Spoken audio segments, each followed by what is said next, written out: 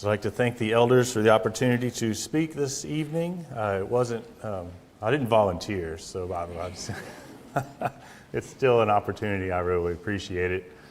So I always want to bring something that I think is interesting to me. Y'all's last one, it was dinosaurs, so this one's not dinosaurs. This is a little bit different this time. And so this time what I wanted to talk about was biblical principles concerning money. And so Paisley, she started high school this year, and we're homeschool, as y'all know, and so that gives us the opportunity to pick the curriculum, which is a huge benefit. And Amanda found a book that she liked called Consumer Math, and I'm all for that. I think that's something that everybody should know and understand how to, balance a checkbook and things like that. But this particular book was biblically based. And so I said, well, let me see it. And I flipped through it and I said, wow, this is good stuff. A lot of Bible verses referencing various things. And Amanda recommended this as her topic. And I said, that's just perfect. It's exactly what I want to talk about here. So what I'd like to go through here is just talk about, again, principles concerning money, our finances. It's something we all have to deal with every day, right? Every day, you got bills, you've got things, you got to feed the family, you got to go to work, and it can be a major source of stress and anxiety, I know, for a lot of people, right? So again, I just want to take a few minutes to go through biblical principles concerning money. But before I do that, I want to go into what this lesson is not about, okay? So this lesson is not about how to gain wealth, okay? This isn't the health and wealth sermon, all right? This is, again, how to handle money, not how to grow your money. And it's also not a contradiction to Matthew 6:19 through 21. I don't think I can get up here and talk about money without pointing out a verse like this. So let's read that real quick. Matthew 6:19 through 21 says, "Do not lay up for yourselves treasures on earth, where moth and rust destroy, and where thieves break in and steal. But lay up for yourselves treasures in heaven, where neither moth nor rust destroys, and where thieves do not break in and steal. For where your treasure is, there your heart will be also." 100% agree. That's where our focus needs to be, laying up treasures in heaven. Not disagreeing with this in any form or fashion. However, we do have to live on this earth during our lives. Money is one of the things we have to deal with. And I think we can pull principles from the Bible and learn how to deal with money and our finances. I also wanted to mention, again, thanks for the reading. It was a little long. I think one thing we have to take away from something like that is finding a balance. It isn't about how much can I gain, how much can I accumulate. But it also says that you should enjoy the fruits of your labor, but not have too much stuff, because then you just want more stuff. It's a balancing act that we have to try to go through, right? So let's think about that as we're working through this lesson as well. All right, so I've got kind of three principles I wanted to talk about, or three categories that I broke this up into. I want to talk about concerning yourself, concerning your family, and concerning others. And these are not in equal length. The first one's longer, so don't get too worried. All right, so concerning ourselves. So people like to paraphrase Job 1:21. They say, "The Lord giveth and the Lord taketh away," right? Okay, well, what's the principle here? That everything belongs to the Lord. So let's read Psalm 24, verse 1. It says something very similar, where it says, "The earth is the Lord's and all it contains, the world and all those who live in it." Okay, so none of us got to pick the country we were born in, right? I didn't get to pick. I'm thankful for the country I was born in. Thankful the state I was born in, right in the South down here, right? So, but I did not get to pick. God chose that for me. God chose the opportunities that is put in front of me. He chose the capabilities that I have and that all of us have. It all comes from God. We're just simply stewards here on this earth.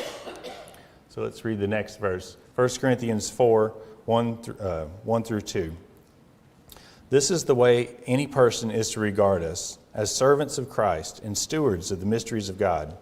In this case, moreover, it is required of stewards that one be found trustworthy. As we read through a lot of these verses, some even refer to money specifically. A lot of times it's a parable or something like that.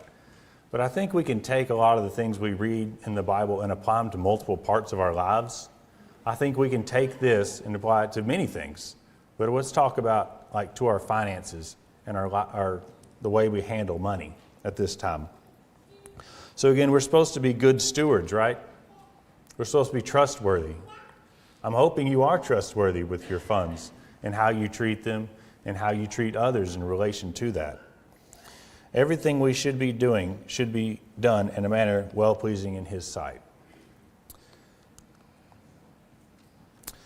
So, you can see the title here. This is Amanda's dad's favorite phrase. Get a job.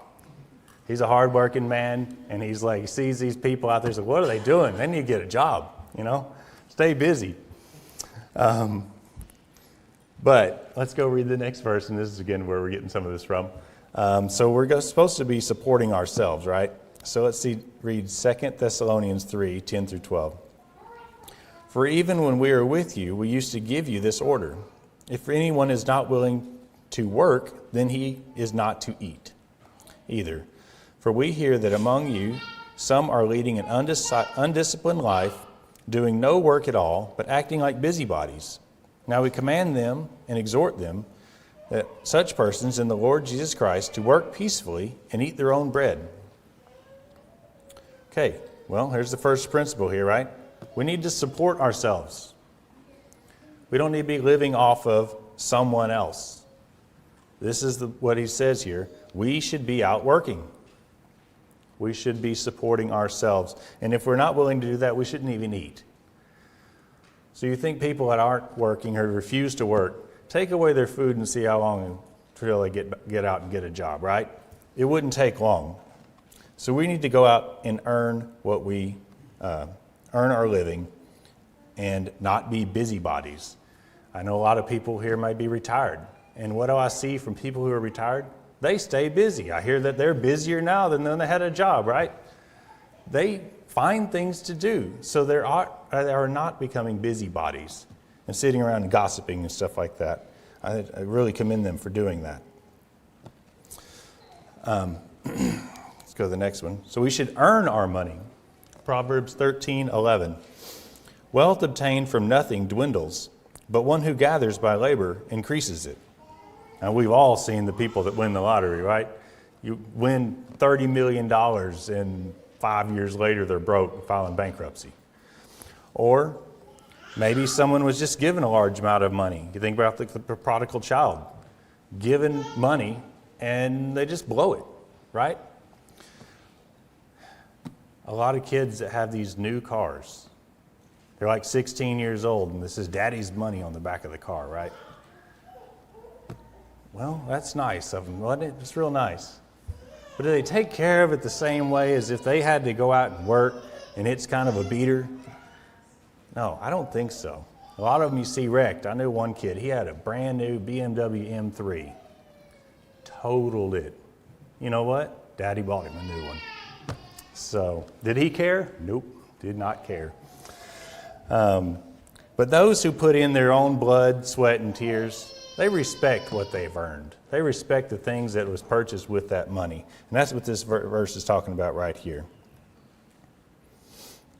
I'm going to try to include some statistics and stuff throughout this as well. Try to bring this home.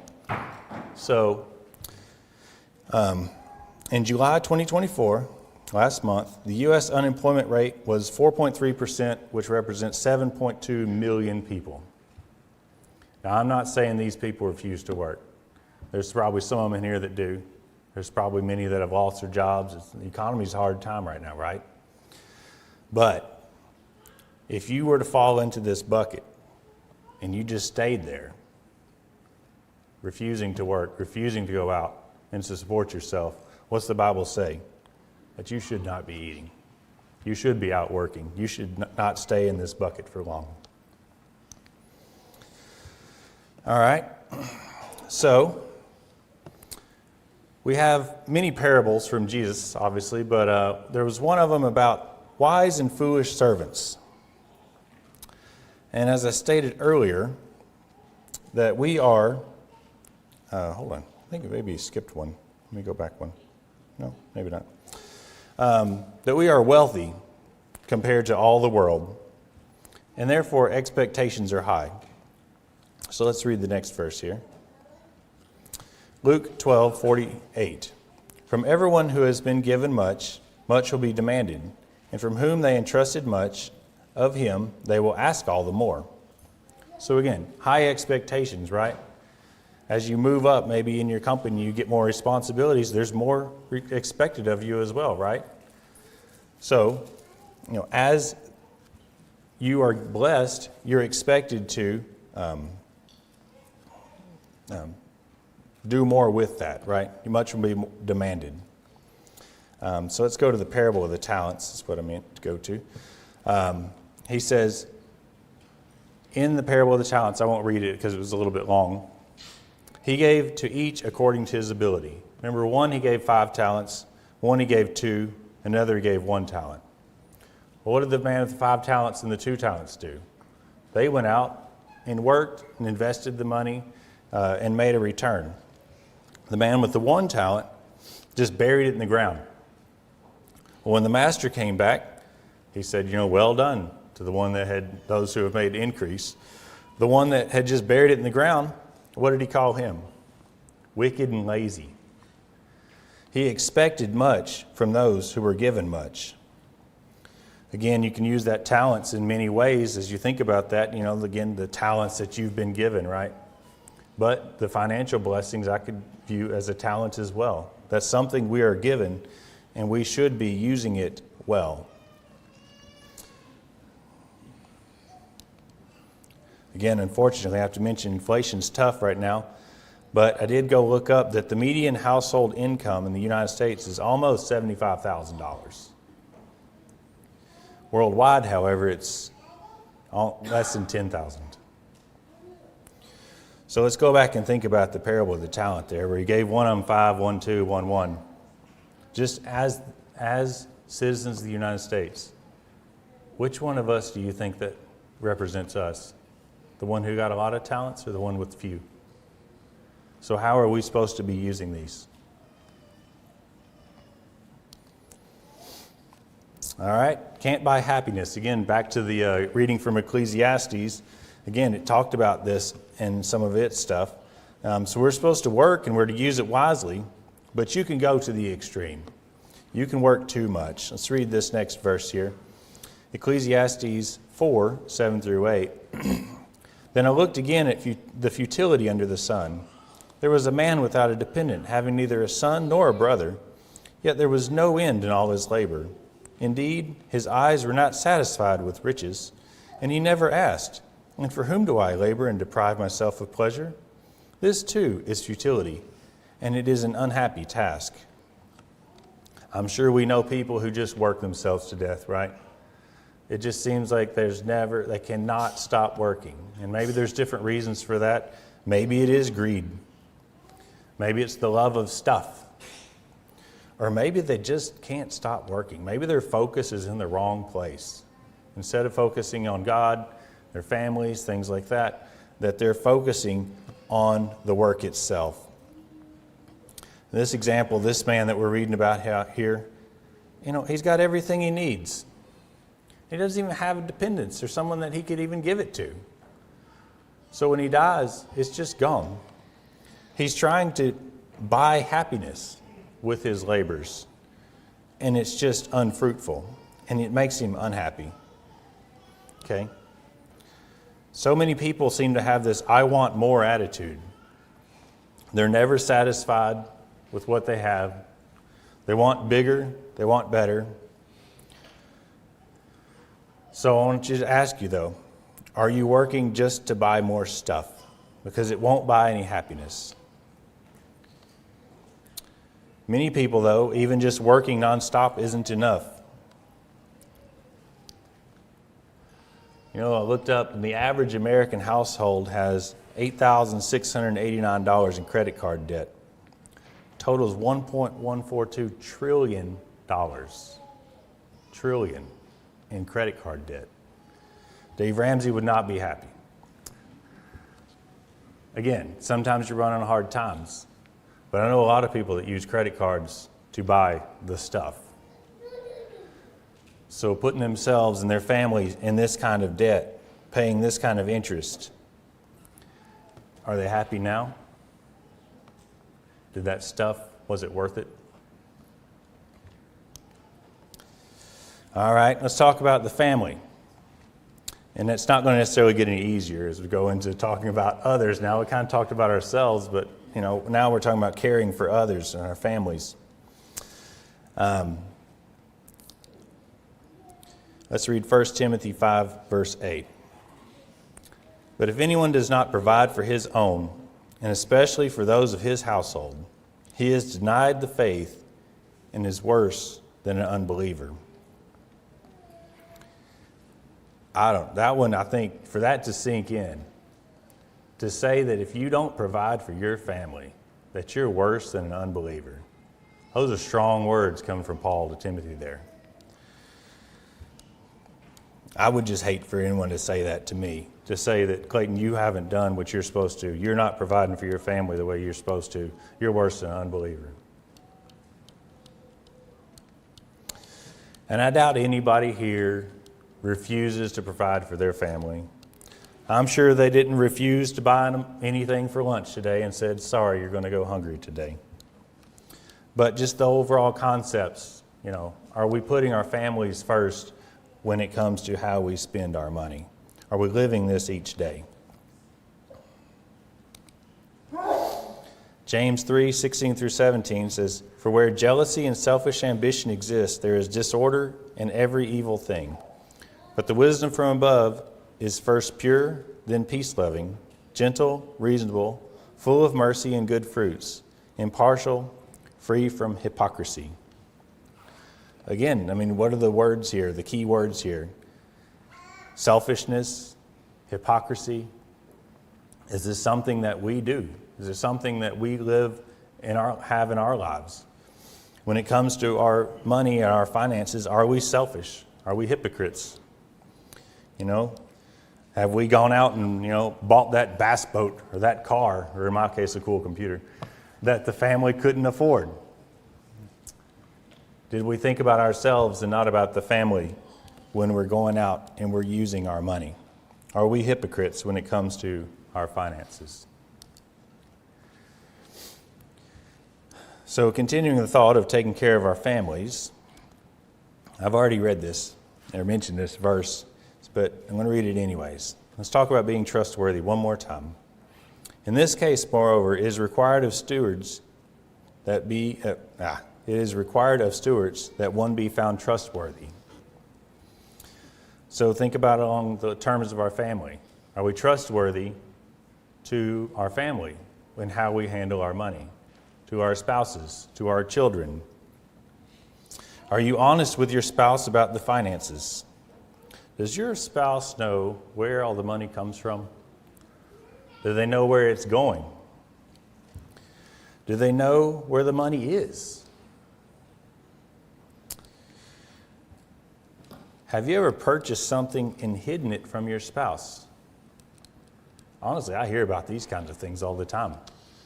Don't tell her I bought that, It happens quite often.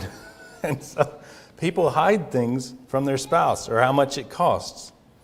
Some even have bank accounts that the spouse doesn't even know about. How is that being trustworthy and being a good steward and taking care of your family? It's not. 55% of the time, couples say that financial problems is a major reason they're filing for a divorce. You could probably have guessed that. Money is always a top reason for divorce. It's just a big issue. Hopefully none of us are getting anywhere near that point. But, do you fight over finances with your spouse? Y'all get into arguments about it? I'm sure everyone does at some level. But is it something that you're dealing with? Is it something you're working with them on? Is it something you're going through and trying to solve as a couple? Or are you trying to do something on your own and you decide, I'm going to hide it from them, then I don't have to worry about it? All right, so I talked about being transparent with your spouse. One way you can do that and be a good steward is to make a budget. Sit down with your spouse at least once a month and make a plan on what you're going to do with the money, what bills you have, what money you need to set things aside for, and then follow that plan. And I've got verses for that. Proverbs 21:5. The plans of the diligent lead surely to plenty, but those of everyone who is hasty surely to poverty. You got to have a plan. Okay? If I haven't given you enough verses to convince you of all these things yet, let's go to Proverbs one more time. Proverbs 27:23. Know well the condition of your flocks and pay attention to your herds. Well, we've got like 5 goats or something like that. So I don't think that's exactly what we're talking about here in the context of for us, though. Yes, it is flocks here and herds. But in the Old Testament, how did they measure wealth? By the size of their flocks and their herds, right? We read about how many Job had or Abraham had and things like that. Did Abraham ignore his cattle? If one fell in the ditch, he said, oh, well, just let it die? No. He would have cared for these things. He had servants helping to watch after his animals, right? Shepherds and things. If one's having trouble giving birth, did he ignore them? No. Did he breed them with inferior animals? No. They would have had a plan, and they would have taken care of their resources. It says nearly 60% of all U.S. households still don't have a budget. And 11 million adults don't monitor their overall spending and don't know how much money they spend on food, housing, and entertainment. Nearly 77 million people gave themselves a grade of C, D, or F on knowledge of their own personal finances. That doesn't sound like the examples that we see in the Bible of people who are doing what they should be doing, and these verses telling us what we should be doing.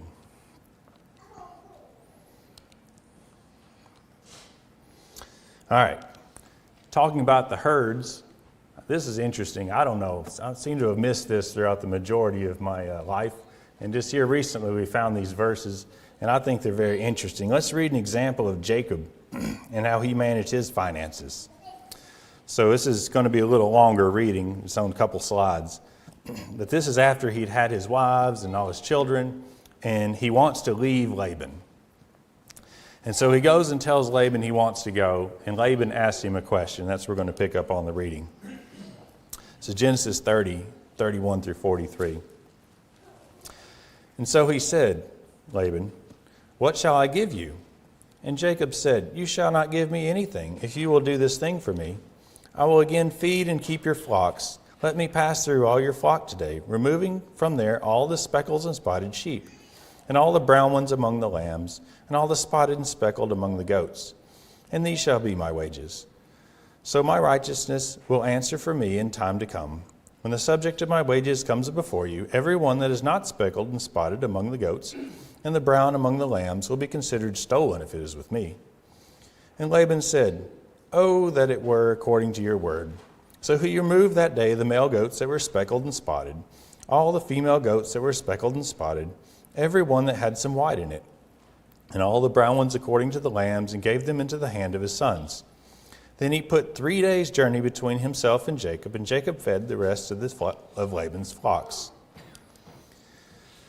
Now Jacob took for himself rods of green poplar and of the almond and chestnut trees, peeled white strips in them, and exposed the white which was in the rods, and the rods which he had peeled, and he set before the flocks in the gutters, and the watering troughs where the flocks came to drink, so that they should conceive when they came to drink.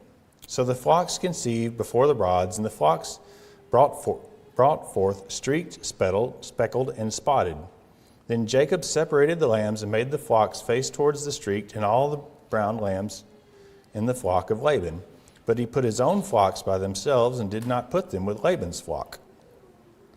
And it came to pass, whenever the stronger livestock conceived, that Jacob placed the rods before the eyes of the livestock in the gutters, that they might conceive among the rods. But when the flocks were feeble, he did not put them in. So the feebler were Laban's, and the stronger Jacob's. Thus the man became exceedingly prosperous, and had large flocks, female and male servants, and camels and donkeys. So does this sound like a man that didn't pay attention? I don't think so. He made a plan. He monitored that plan, and he stuck to the plan. And it says he became very prosperous. So again, I think this is an example of something that we should be doing as well, and paying attention to what we are doing in our finances. All right, well, hold on. At the beginning, I said this was not about gaining wealth, okay? I'm going to argue it still is not about gaining wealth, but it could be a side effect of making wise choices and following biblical principles that we've been discussing. And we can say that in any part of our life, right? Going through and following the words of the Bible can often make your life a lot easier. Okay, so let's find another verse about this topic. Proverbs 21:20. There's a precious treasure and oil in the home of the wise, but a foolish person swallows it up. Again, making wise choices can lead to benefits. So I also looked up that the median U.S. household has $8,000 in savings. And that's not too bad, right? But that's about 10% of the annual income. So if that man or woman or whoever's the breadwinner of that home loses their job, they got about a month to survive until they can't afford to put bread on the table to feed their family. So that could be very tough. So that's something that you could consider in trying to be prepared, making a plan, and sticking to it, and to supporting your family. Let's talk about helping others for a minute. So there's obviously biblical principles concerning helping others, not just those around caring for yourself and your own family.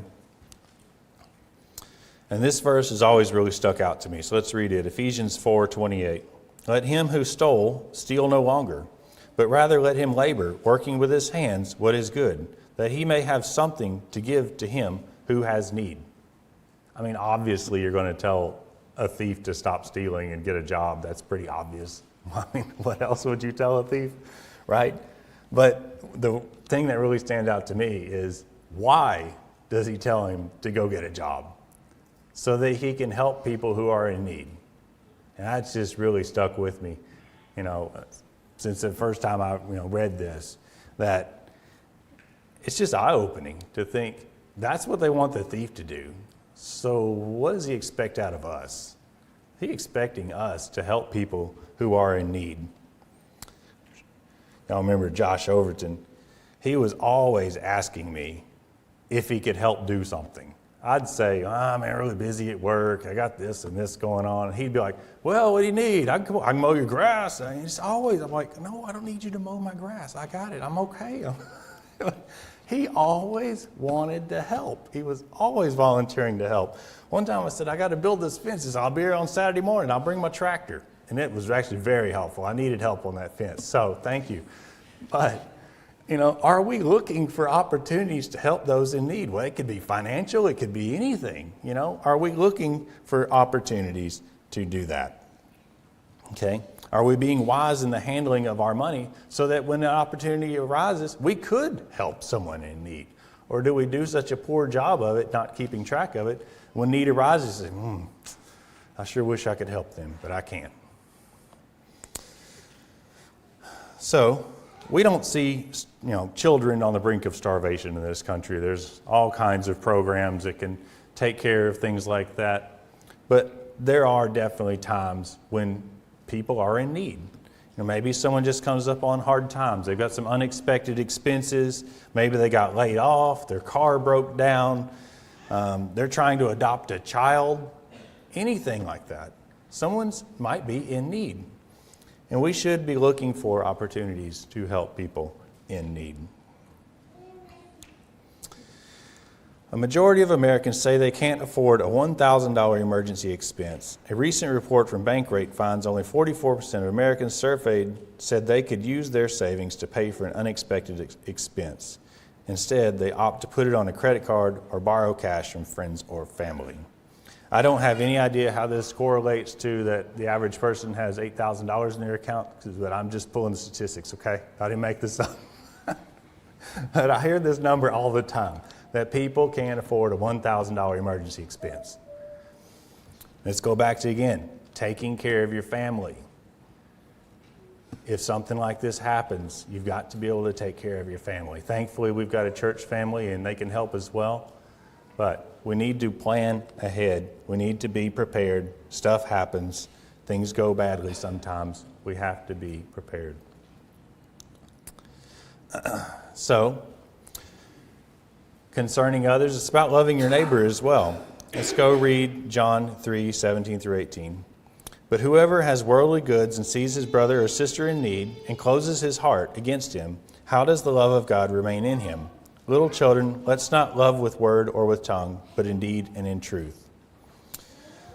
So I think it's interesting. Johnny's very stern here, but he's very nice about it. He tells them exactly what they need to do, but in a very nice way. But it's true, though. You know, I say, like, talk is cheap, right? Can you actually help somebody when they're needed, when they need help? If you're not helping someone who needs help, it says that's not showing the love of God. All right, let's bring it all back to where we started. Again, we're just stewards of what God has given us. We're to work and provide for our families. We're to help others. But we're also supposed to help spread the gospel. So we've read this very many times again, but I'm going to read it again anyway.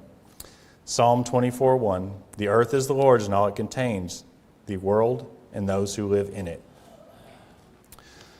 Okay, we have the example we've been talking about in the adult Bible class on Sunday morning, Wednesday night, about taking up the collection to go help the needy saints in Jerusalem. And again, we do the same thing here. You know, if somebody's in need, the member of the church here helps them out. The church is also, spreading the gospel across the world. There's a whole bulletin board back there of places, preachers that we're helping to support to spread the gospel. Let's read 1 Corinthians 16, 1 through 2. It says, now concerning the collection for the saints, as I have ordered the churches of Galatia, so you must do also. On the first day of the week, let each one of you lay something aside, storing up as he may prosper, that there be no collections when I come. Okay? So again, there's the example that we follow when we give on the first day of the week as well. And you can't talk about giving pretty much without going to this verse, a well-known verse about giving. And the widows and her two mites, Luke 21, 1 through 4. And he looked up and saw the rich putting their gifts into the treasury, and he saw also a certain poor widow putting in 2 mites. So he said, truly I say to you that this widow has put in more than all. For all these out of their abundance have put in their offerings to God, but she out of her poverty has put in all the livelihood that she had.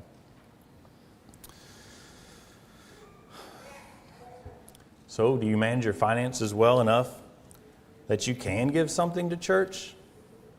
And I've definitely heard of times as well, there's just nothing left. I can't give anything to church. It needs to be the first item on your budget, by the way. So again, where is your heart?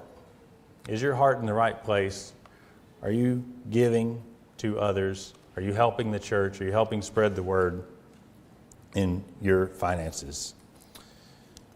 So I looked up, according to churchsalary.com, didn't even know there was a website called that, median offering by families at U.S. churches is $49 a week. And I'm not going to tell you whether that's too much or too little. That is for each individual to decide how much they're going to give to church.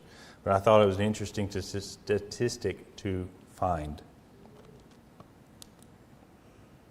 All right, in conclusion, so there's a lot of verses I did not include about finances. You want to find verses about finances? There's plenty of them in the Bible. Okay? There's so many things, about how we can live our lives, and we can apply these things. Today we focus on biblical principles concerning how to handle our money through ourselves, our family, and for others. I finally want to close out and just say, these apply to all of us, right? Everybody's in different financial situations. Everyone's got different needs, children, whatever you have. So all these things can apply to everybody in every situation, though. So I hope this has been beneficial to everyone. And I want to thank everyone for the opportunity and extend the invitation. So it wasn't really about salvation, right? But the invitation is always out there. If you haven't been living the life that you should be living and you want to come back to Christ, this is no time better than now. If you've never given your life to Christ and been baptized, again, no better time than now as we stand and sing.